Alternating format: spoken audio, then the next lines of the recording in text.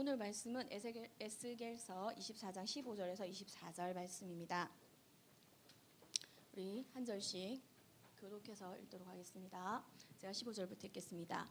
여호와께서 내게 말씀하셨다. 사람아, 내가 단숨에 너의 가장 사랑하는 아내를 빼앗아가겠다. 그렇더라도 슬퍼하거나 울거나 눈물을 흘리지 마라. 죽은 사람을 위해 소리내어 울지 말고 조용히 슬퍼하여라. 머리에 수건을 두르고 신발을 신되 얼굴의 아랫부분은 가리지 마라. 그리고 문상객을 위한 음식을 먹지 마라.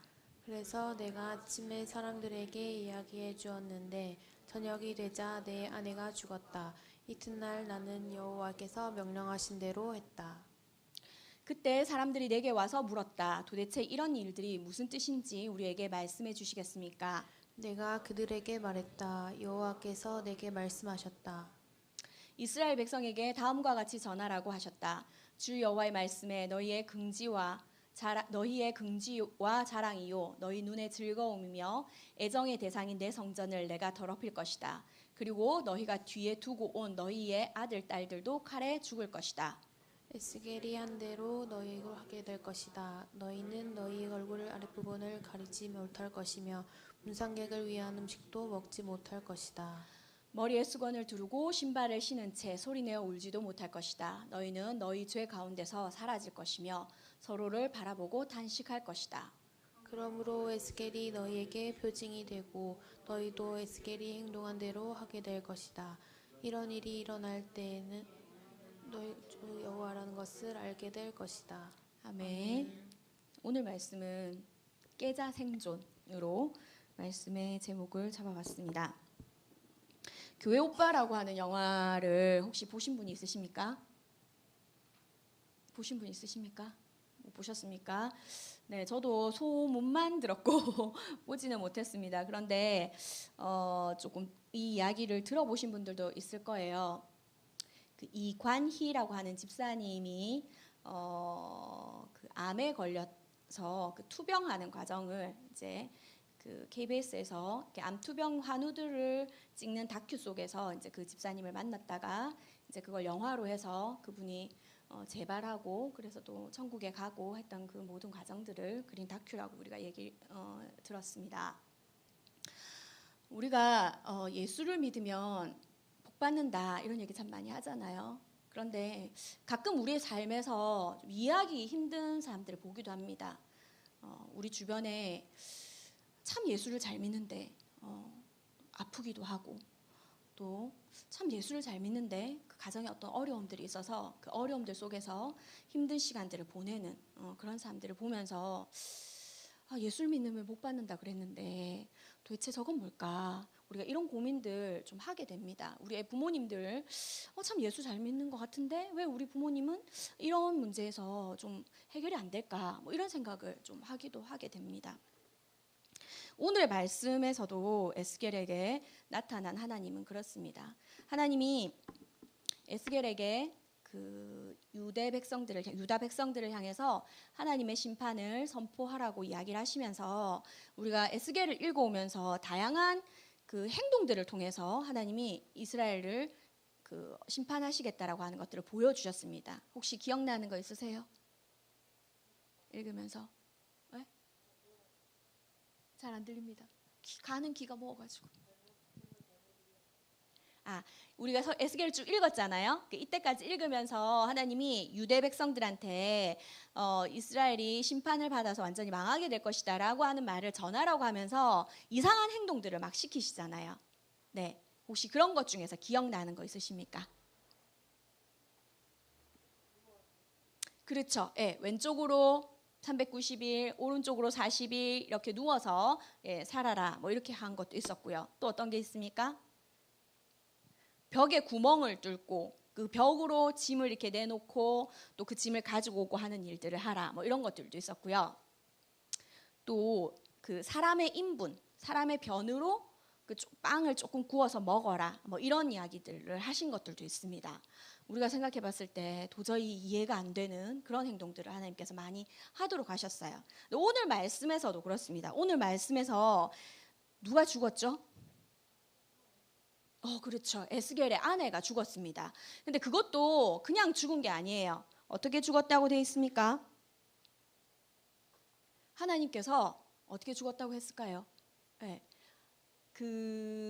우리 책에는 너의 눈에 기뻐하는 것을 내가 죽이겠다, 단숨에 빼앗아가겠다라고 이야기를 했는데요. 개역개정이나 원문을 보면은 내가 쳐서 죽이겠다라고 얘기를 해요. 그러니까 이게 하나님의 저주처럼 임해서 아내가 죽게 되는 겁니다. 우리가 이 말씀을 읽으면서 여러분들 어떠셨는지 참 궁금하긴 한데요. 에스겔이 그렇게 하나님 앞에서 충성하고 좀 이상한 짓도 다 시키는 대로 했는데도 불구하고 왜 에스겔의 삶에 이런 일들이 나타날까? 도대체 하나님 믿는 사람한테, 하나님의 말씀을 전하는 사람한테 왜 하나님들이 이런 일들을 허락하실까? 혹시 이런 고민들을 해보셨습니까? 다음부터는 이제 성경을 읽을 때 그런 고민을 좀 하면서 성경을 읽으면 좋겠습니다. 하나님은 어쨌든 에스겔을 통해서 이스라엘의 유대 사람들한테 계속해서 뭐 하라고 얘기합니까?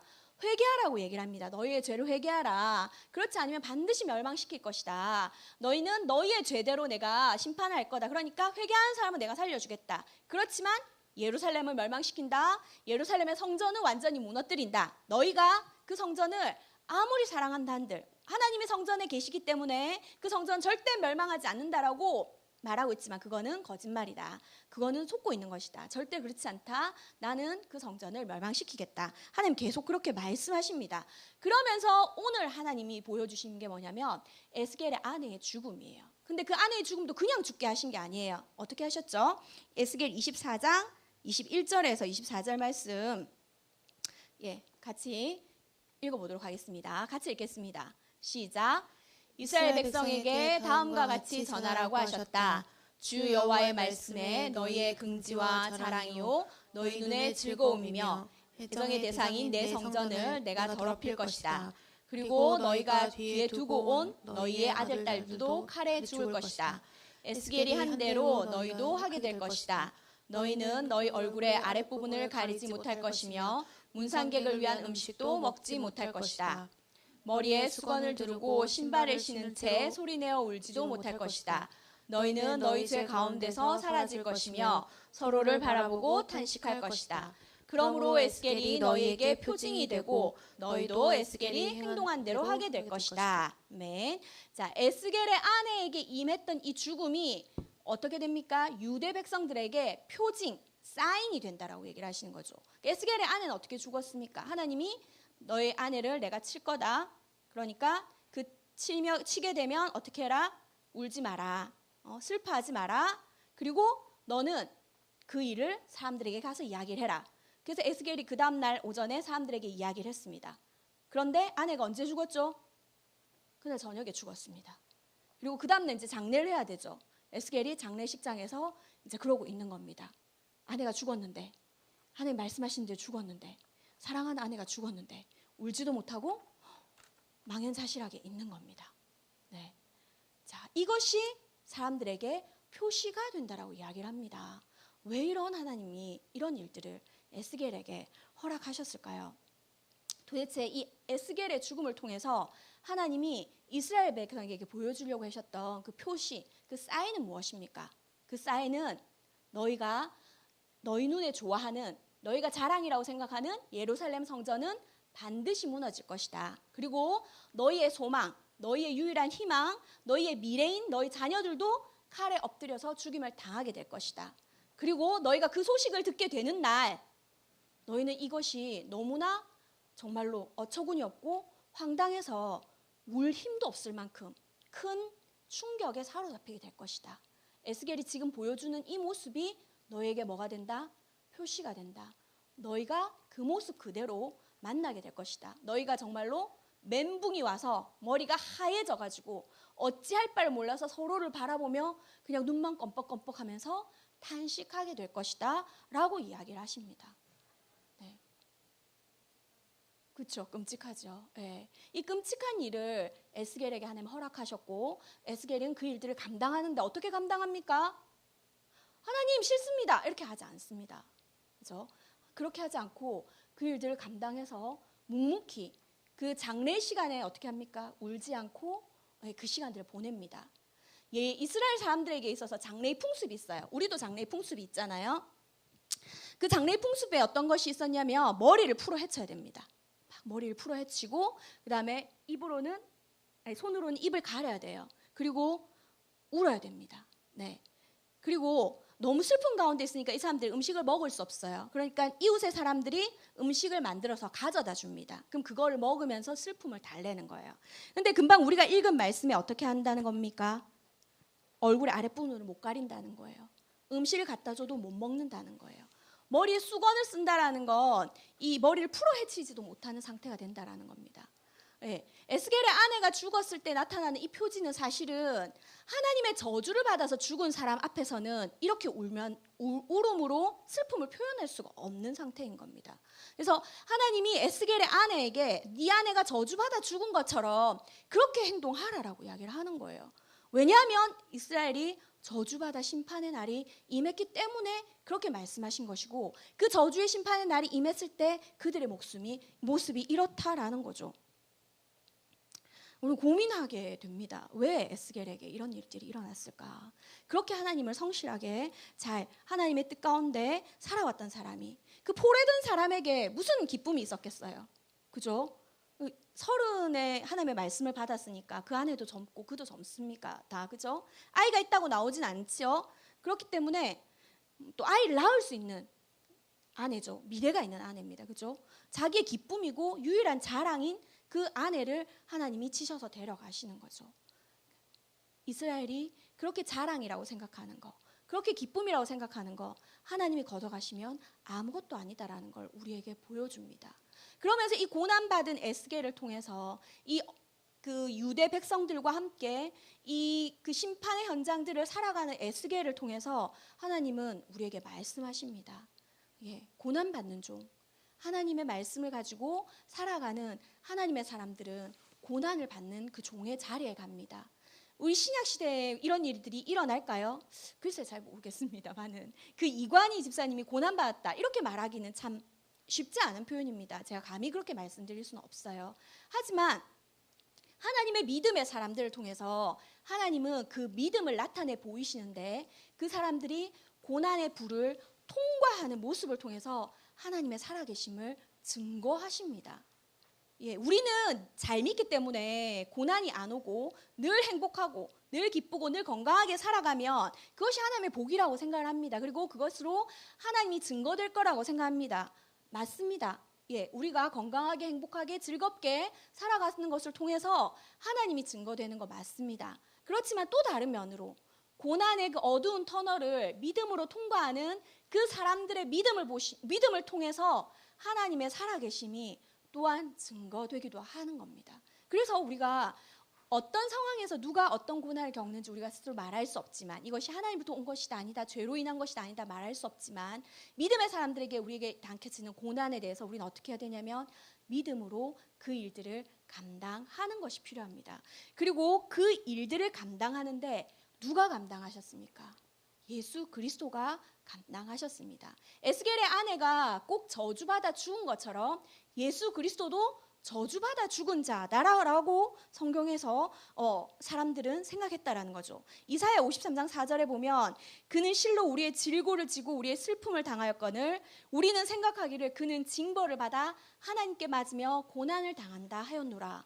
예수 그리스도가 십자가에 달려 돌아가신 것, 그것을 통해서 사람들은 어떻게 생각했냐면, 저 사람 저주받아서 그렇다, 하나님의 저주가 인해서 십자가에 달려 죽었다라고 이야기를 했다는 겁니다. 왜냐하면 십자가, 나무에 달린 자는 하나님의 저주가 임했다라고 하는 하나님의 말씀이 있었기 때문이라는 거죠. 그래서 사람들은 예수 그리스도에게 십자가에 달려 죽으심을 보면서 그는 우리의 메시아 구원자가 아니다, 그는 하나님의 저주를 받은 자이다 라고 생각을 했다는 거죠. 그런데 하나님은 어떻게 하십니까? 십자가를 통해서, 나무에 저주받아 죽은 자 같은 그 십자가를 통해서 우리에게 무엇을 열어주셨습니까? 구원의 길을 열어주신 거죠. 네. 그럼 하나님은 왜 고난받는 종을 사용하셨을까요? 에스겔서 24장 24절에서는 이같이 얘기합니다. 이같이 에스겔이 너희에게 표징이 되리니 그가 행한 대로 너희가 다 행할지라. 이 일이 이루어지면 내가 여호와인 줄을 너희가 알리라 하라라고 되어 있습니다. 예, 에스겔에게 임했던 것들이 사인이 이루어지게 될 때 뭐가 알게 되어진다는 거죠? 하나님이 여호와라는 것을 알게 된다라는 겁니다. 네, 여러분 여기서 질문 들어가겠습니다. 질문이 뭘까요? 여호와겠죠. 네, 하나님은 자기를 여호와라고 이야기를 하셨습니다. 자, 여호와는 하나님의 이름입니다. 이 여호와의 이름이 무슨 뜻인지 혹시 아십니까? 네, 여호와의 이름은 나는 스스로 있는 자다라는 거예요. 영어로는 I am who I am입니다. 나는 스스로 존재하는 자다라는 거예요. 나는 스스로 존재하는 자다가 말하는 게 뭘까요? 나는 니네 손으로 만든 자가 아니라는 거예요. 니네가 오리고 붙이고 그리고 두드려서 만드는 존재가 아니라 나는 스스로 존재하는, 어느 누구의 어떤 도움 없이도 나 스스로 존재하는 자라는 겁니다. 나 스스로 존재하는 자가 말하는 게 뭔가요? 너는 스스로 존재하지 않는 자라는 거죠. 너는 나에 의해서 창조된 자라는 겁니다. 나는 스스로 있는 자다라고 말할 때는 뭔가요? 나는 스스로 있기 때문에 나에게 모든 능력이 있다라고 이야기를 하는 거예요. 그럼 이 말은 다른 말로 하면 너는 스스로 있지 않기 때문에 너에게 능력이 없다라는 겁니다. 나는 스스로 있기 때문에 모든 문제의 해결이 나에게 있다라는 것이고요. 너는 스스로 있지 않기 때문에 모든 문제의 해답이 없다라는 것입니다. 하나님은 이 모든 상황들을 통해서 에스겔에게 그리고 유대 백성들에게 뭘 가르치고 싶어 하셨습니까? 나는 스스로 있는 자, 여호와, 그 이름을 가르쳐 주고 싶어 하셨습니다. 왜냐하면 그 이름만이, 그 하나님만이, 그 여호와만이 우리의 구원자가 되시기 때문입니다. 아까도 우리가 잠깐 말씀드렸습니다. 예수 그리스도가 어디에 십자가 못 박혀 돌아가셨죠? 저 나무에 십자가 못 박혀 돌아가셨죠. 그죠? 나무에 달린 자는 뭐라고 했습니까? 저주받은 자라고 했습니다. 근데 그 저주받은 자를 통해서 뭐 하신다고요? 하나님이 구원하신다는 겁니다. 근데 이 구원하시는 예수님이 왜 그 저주를 받아서 우리를 구원하시냐라는 거죠. 갈라디아서 3장 13절 14절 말씀 우리 같이 읽도록 하겠습니다. 갈라디아서 3장 13절 14절입니다. 같이 읽겠습니다. 시작. 그리스도께서는 율법이 우리에게 씌운 저주를 거두어 가셨습니다. 그리스도께서 우리를 대신해서 저주를 받으셨습니다. 성경에도 이렇게 적혀 있습니다. 나무에 달린 사람은 다 저주를 받을 것이다. 그리스도께서 그렇게 하신 것은 하나님께서 아브라함에게 주신 복이 이방인들에게도 미치게 하기 위함입니다. 이 복은 예수 그리스도를 통해 옵니다. 예수님은 우리로 하여금 하나님께서 약속하신 성령을 믿음으로 받게 하기 위해 죽으셨습니다. 아멘. 이스라엘의 에스겔을 통해서 하나님은 자신의 이름을 뭐라고 계시하셨다고요? 뭐라고 계시하셨죠? 여호와, 스스로 있는 자라고 계시하셨습니다. 그리고 하나님은 십자가의 그 예수를 통해서 나무에 달려서 저주받은 자 같은 그 죽음의 예수 그리스도를 통해서 우리에게 무엇을 약속하셨습니까?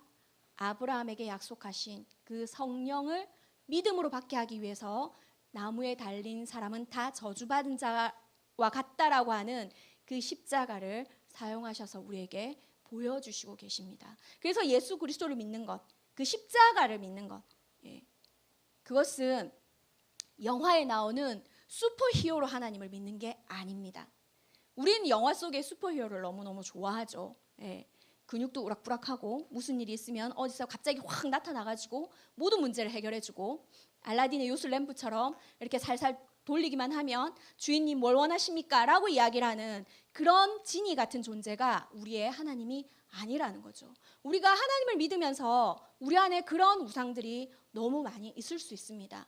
내가 원하는 대로 그 능력을 행사해줘야 되고 내가 원하는 대로 문제를 해결해줘야 되고 내가 원하는 대로 나의 앞길을 열어줘야 된다라고 생각하는 것, 그것은 또 다른 하나님에 대한 우상인 거죠.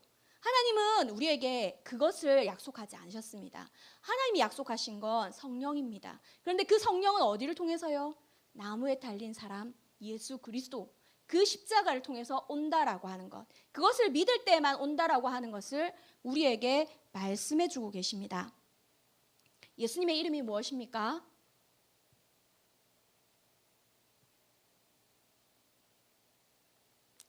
자꾸 물어서 죄송합니다.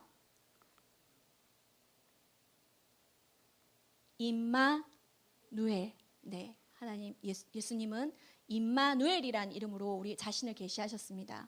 그 말씀이 뭘까요? 하나님이 우리와 함께 계시다라는 거죠. 하나님이 약속하신 성령은 어떤 걸까요? 우리와 함께 계시는 주님의 영입니다. 예수 그리스도, 십자가의 예수 그리스도를 우리가 우리 마음에 인격적으로 모실 때 우리 안에 어떤 일들이 일어납니까? 전능하신 하나님과 함께 사는 일들이 일어나는 거죠. 그렇기 때문에 우리가 어떻게 해야 되는 거예요?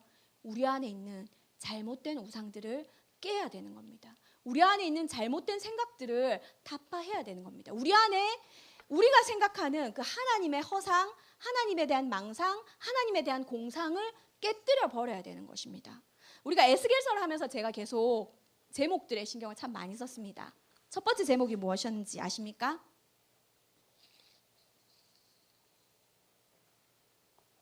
그렇죠. 먹자 생존이었습니다. 뭘 먹어야 되죠? 그렇죠. 말씀을 먹어야 되죠. 말씀을 우리 영혼의 양식으로 먹어야 됩니다. 네. 두 번째 제목이 뭔지 아세요? 그렇죠. 씻자 생존. 오, 잘 기억하시네요. 뭘 씻어야 되죠? 죄를 씻어야죠. 뭘로 씻습니까? 말씀으로 씻는 겁니다. 물로 씻어 말씀으로 깨끗하게 하신다 그랬잖아요. 말씀으로 우리를 씻는 겁니다. 세 번째가 뭐였는지 아세요? 네. 자신 있게. 예, 가짜 생존이었습니다. 뭘 갖죠? 그렇죠. 새 마음과 새 영. 오, 네. 새 마음과 새 정신. 예수 그리스도를 통해서 우리에게 주시고자 하셨던 하나님의 새 마음과 새 정신을 가지라고 하는 것이었습니다. 네 번째가 뭐였죠? 지난주였습니다. 막자 생존. 네. 우리 안에 무너진 틈, 그것들을 막자. 우리의 삶에 무너진 틈을 우리가 예수 그리스도와 함께 막자. 그렇게 했습니다. 오늘 마지막 제목의 설교는 깨자입니다. 무엇을 깨야 될까요? 우리 안에 우리가 생각하는 하나님에 대한 잘못된 환상들, 그것을 깨야 됩니다. 그게 바로 뭡니까? 하나님에 대한 우상입니다. 하나님은 내가 원하는 대로 이루어져야 되고, 하나님은 내가 바라는 대로 해줘야 되고, 하나님은 슈퍼히어로 같을 거다라고 생각하는 그 생각들을 깨뜨려야 됩니다. 하나님은 내가 만든 존재가 아닙니다. 하나님은 스스로 있는 자이십니다. 그 스스로 있는 자 앞에 우리는 어떤 자입니까? 반응하는 자입니다. 하나님 앞에 우리는 반응하는 자입니다. 하나님이 말씀하시는 것 가운데 반응하는 자이지 우리는 스스로 있는 자가 아닙니다. 우리는 어떤 자입니까? 예수 그리스도와 함께 사는 자입니다. 하나님의 영으로 함께 사는 자입니다. 우리가 예수 그리스도 안에서 하나님의 말씀에 반응하고 예수 그리스도의 영과 함께 살기 위해서는 우리 어떻게 해야 될까요? 하나님의 그 우상, 하나님에 대해서 생각하고 있는 나의 잘못된 우상, 그것들을 깨뜨려야 됩니다. 우리 고린도후서 10장 5절 말씀 함께 읽겠습니다. 자, 큰 소리로 함께 읽겠습니다. 같이 읽겠습니다. 시작. 하나님을 아는 지식에 대항하는 온갖 교만한 생각들을 물리쳐 모든 생각들을 사로잡아 그리스도께 복종시킵니다. 네, 아멘. 우리가 다시 한 번 더 읽겠습니다. 여러분 허리를 좀 세우시고, 네, 허리를 세우시고 배에 힘주고, 진명 눈에 힘주고, 네, 입을 열어서 네, 읽겠습니다. 자, 고린도서 10장 5절 말씀입니다. 같이 읽겠습니다. 시작. 하나님을 아는 지식에 대항하는 온갖 교만한 생각들을 물리쳐 모든 생각들을 사로잡아 그리스도께 복종시킵니다. 네, 우리가 한 번 더 읽겠습니다. 한 번 더 나의 영혼에 이 말씀을 선포하셨으면 좋겠습니다. 하나님, 내 안에 하나님을 아는 지식에 대항해서 높아져 있는 생각과 잘못된 하나님에 대한 우상들이 있다면 그 모든 생각을 사로잡아 십자가의 예수 그리스도 당신께 복종시킵니다. 나의 잘못된 생각들을 깨뜨려 주십시오. 하나님에 대해서 잘못 알고 있는 생각들을 다 걷어가 주십시오. 우리가 그런 마음으로 우리의 영혼을 향해서 한 번만 더 이 말씀 선포하도록 하겠습니다. 같이 읽겠습니다. 시작. 하나님을 아는 지식에 대항하는 온갖 교만한 생각들을 물리쳐 모든 생각들을 사로잡아 그리스도께 복종시킵니다. 아멘. 아멘. 우리가 기도하고 싶습니다. 지금 기도하겠습니다. 찬양은 조금 이따가 하고요. 기도하겠습니다. 기도하는데 우리 마음에 아직 십자가의 예수가 우리 마음의 주인이 되어지시지 않은 사람이 있다면 예수님 나의 주인이 되어주십시오라고 기도했으면 좋겠습니다. 또 한 가지는 내가 예수님이 주인이라고 생각하며 살고 있음에도 불구하고 내가 생각하는 예수님, 내가 생각하는 대로 하나님을 믿고 있는 것은 아닌지, 하나님 내 안에 잘못된 우상이 있다면, 하나님에 대한 잘못된 우상들, 하나님에 대한 잘못된 생각들이 있다면 그것들을 깨뜨려 주십시오라고 기도했으면 좋겠습니다. 그리고 정말 하나님만 섬기는, 하나님만 바르게 섬기는 사람이 되게 해달라고 우리가 좀 함께 기도하는 시간 가졌으면 좋겠습니다. 기도하겠습니다.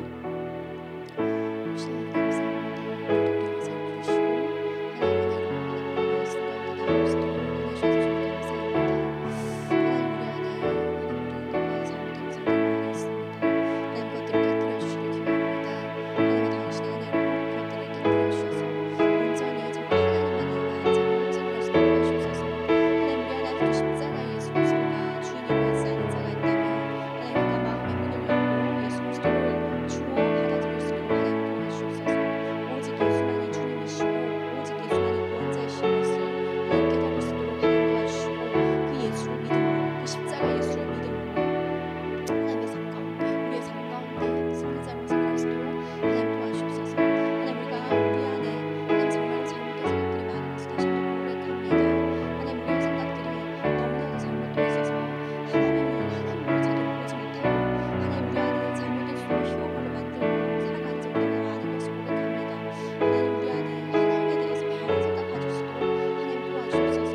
하나님께서 말씀하시는 복이 무엇인지 하나님 바르게 깨달을 수 있도록 하나님 도와주옵소서. 그래서 하나님 우리가 스스로 계신 그 하나님, 자존하신 하나님, 하나님 영존하시는 그 하나님 앞에서 우리는 지어진 존재, 하나님 반응하는 자, 하나님 그 앞에서 하나님 우리가 두려워 떨림으로 서야 되는 자, 하나님 주님 앞에서 온전히 순종만이 해야 되는 자로 살아가게 해주옵소서. 또한 하나님 예수 그리스도 안에서 우리에게 생명을 주시기 위해서, 그 영원한 생명, 성령을 우리에게 주시기 위해서 예수 그리스도께서 나무에 달려 죽으셨다고 말씀하셨는데 하나님 우리가 그 예수 그리스도를 믿음으로 인해서 진정한 영원한 생명 가운데 들어갈 수 있도록 하나님 도와주시고 뿐만 아니라 하나님 정말로 예수 그리스도 안에서 하나님 우리와 함께 하시는 그 성령으로 하나님 우리가 충만한 삶 살아갈 수 있도록 하나님 도와주시옵소서. 하나님 우리가 말씀 가운데서 걷기를 원합니다. 정말 그 말씀의 뜻이 무엇인지 하나님 날마다 상고하며 정말 하나님이 어떤 분이신지 하나님 우리가 계속해서 우리의 생각을 깨뜨리며 하나님 앞에 믿음으로 반응하는 자리에 있기를 원합니다. 하나님 우리를 붙들어 주시옵소서. 주의 성령으로 우리를 붙들어 주셔서 우리의 생각들을 깨뜨리고 온전하신 하나님의 능력 가운데 하나님 나아갈 수 있도록 그렇게 은혜 베풀어 주시옵소서. 하나님 우리의 연약함을 아시는 주님, 하나님 우리가 이렇게 주님 앞에서도 결단하고 기도하지만 하나님 또 우리가 넘어지고 하나님 우리가 또 잊어버리고 하나님 우리가 또 우리의 외면하고 하나님 또 우리가 우리의 방법대로 우리가 원하는 대로 하나님을 믿고 하나님에 대해서 생각하고 하나님 그런 줄 알고 살아가는 하나님 어리석은 자인 것을 다시 한번 고백합니다.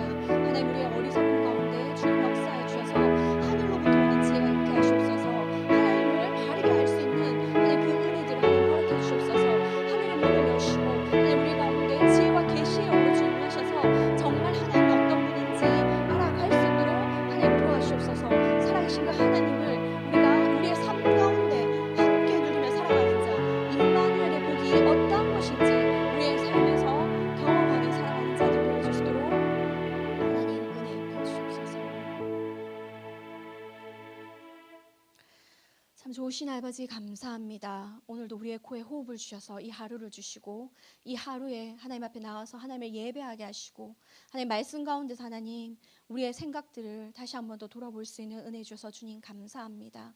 하나님 다시 한 번 더 기도하기는 하나님 우리 제자들 교회 젊은이들 주님 붙들어 주시기를 원합니다. 하나님 세상이 말하는 하나님 세상이 만들어 놓은 하나님 그 하나님에 대해서 믿고 따라가는 자가 아니라 정말 성경에서 말하는 그 십자가 예수를 통해서 말하는 그 하나님을 바르게 알고 하나님 그 하나님을 믿으며 나아갈 수 있는 믿음의 강한 군사들 되어줄 수 있도록 하나님 도와주시옵소서. 하나님 그래서 주의 말씀을 읽을 때마다 하나님 우리의 생각이 어디가 잘못되었는지 우리가 하나님을 어떻게 잘못 이해하고 오해하고 있는지 볼 수 있는 하나님 눈을 열어주시고 정말로 살아계신 하나님 그 하나님을 말씀 속에서 경험하며 또 그 하나님을 그 삶 가운데서 경험하며 살아가는 자들 되어질 수 있도록 은혜 입혀 주시옵소서. 하나님 또 이제 이 8월을 마치게 됩니다. 이 여름을 건강하게 보내게 하셔서 주님 감사합니다. 하나님 우리가 9월을 또 맞이하게 되는데 주님 무엇보다도 우리가 또 이 새로운 계절에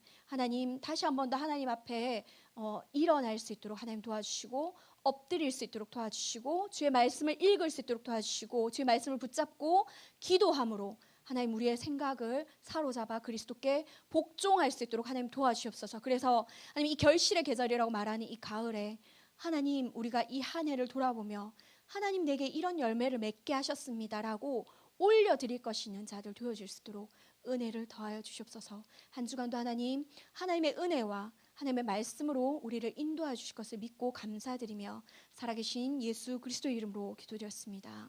아멘.